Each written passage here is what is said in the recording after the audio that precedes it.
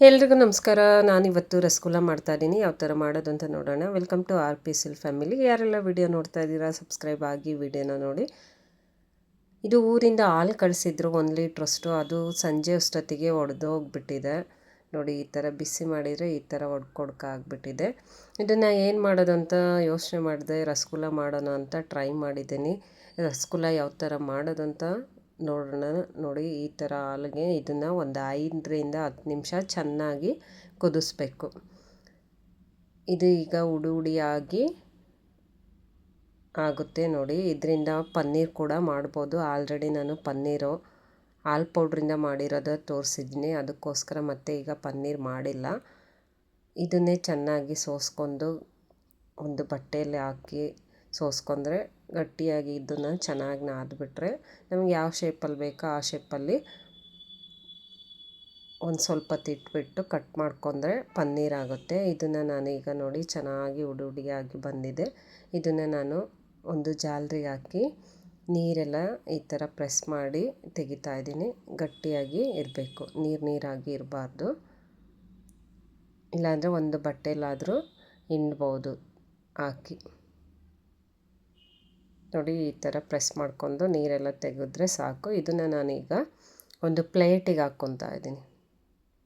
ನೋಡಿ ಎಷ್ಟು ಚೆನ್ನಾಗಿ ಬಂದಿದೆ. ಇದನ್ನು ಚೆನ್ನಾಗಿ ನಾದ್ಕೊಬೇಕು. ಪನ್ನೀರ್ ಕೂಡ ಈಸಿ. ಈ ಥರ ವೇಸ್ಟಾಗಿ ಒಡೆದೋಗಿರೋ ಹಾಲಲ್ಲಿ ಪನ್ನೀರ್ ಕೂಡ ಮಾಡ್ಬೋದು. ಒಡೆದೋಗಿರೋ ಹಾಲಲ್ಲಿ ನೋಡಿ ಈ ಥರ ಚೆನ್ನಾಗಿ ನಾದ್ಕೊಂಡು ಒಂದು ಬಾಕ್ಸಲ್ಲಿ ಹಾಕಿ ನಮಗೆ ಯಾವ ಶೇಪಲ್ಲಿ ಬೇಕೋ ಆ ಶೇಪಲ್ಲಿ ಕಟ್ ಮಾಡ್ಕೊಬೋದು. ಇದು ನಾನು ರಸಗುಲ್ಲಾಗೆ ಈ ಥರ ನಾದ್ತಾ ಇದ್ದೀನಿ. ಒಂದು 3ರಿಂದ 4 ನಿಮಿಷ ಚೆನ್ನಾಗಿ ನಾದ್ಕೊಬೇಕು ನೋಡಿ ಈ ಥರ. ಇನ್ನೊಂದು ಕಡೆ ನಾನು ಒಂದು ಪಾತ್ರೆಗೆ 1.5 ಬಟ್ಲಷ್ಟು ಸಕ್ಕರೆ ಹಾಕಿದ್ದೀನಿ. ಇದಕ್ಕೆ 2 ಬಟ್ಲಷ್ಟು ನೀರು ಹಾಕ್ಕೊತಾ ಇದ್ದೀನಿ. ಇದನ್ನು ಚೆನ್ನಾಗಿ ಕುದಿಸ್ಬೇಕು. ಒಂದೆಳೆ ಪಾಕ ಬಂದರೆ ಸಾಕು. ಇದಕ್ಕೆ ಸ್ವಲ್ಪ ಏಲಕ್ಕಿದು ಪುಡಿ ಹಾಕಿದ್ದೀನಿ. ಇದನ್ನು ನೋಡಿ ಈಗ ಒಂದು 10 ನಿಮಿಷ ಹಾಗೆ ಇಟ್ಟಿದ್ದೆ. ಇದಾದಮೇಲೆ ಸ್ವಲ್ಪನೇ ತೊಗೊಂಡು ರೋಲ್ ಮಾಡ್ಕೊತಾ ಇದ್ದೀನಿ ಕೈಯಿಂದ.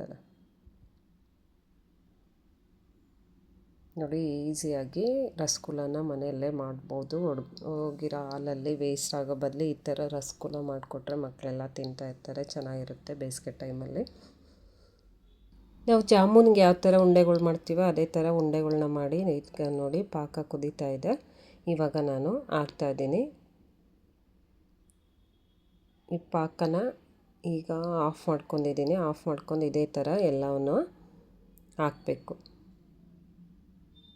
ಸಿಂಪಲ್ಲಾಗಿ ಮಾಡ್ಬೋದು, ಬೇಗನೆ ಆಗೋಗುತ್ತೆ. ಇದನ್ನು ನೋಡಿ ಎಲ್ಲ ಪಾಕಕ್ಕೆ 1ರಿಂದ 2 ಅವರ್ ಹಾಗೇ ಬಿಟ್ಟಿದ್ದೆ. ಅದಾದಮೇಲೆ ಇದನ್ನು ಈಗ ಹಾಕ್ಕೊಂಡು ತಣ್ಣಗಾದಮೇಲೆ ತಿನ್ಬೋದು. ಹೋಮ್ ಮೇಡ್ ರಸಗುಲ್ಲ ಸಿಂಪಲ್ಲಾಗಿ ಮಾಡ್ಬೋದು. ಇಷ್ಟ ಆದರೆ ಒಂದು ಲೈಕ್ ಮಾಡಿ, ಕಮೆಂಟ್ ಮಾಡಿ, ಶೇರ್ ಮಾಡಿ. Thank you for watching.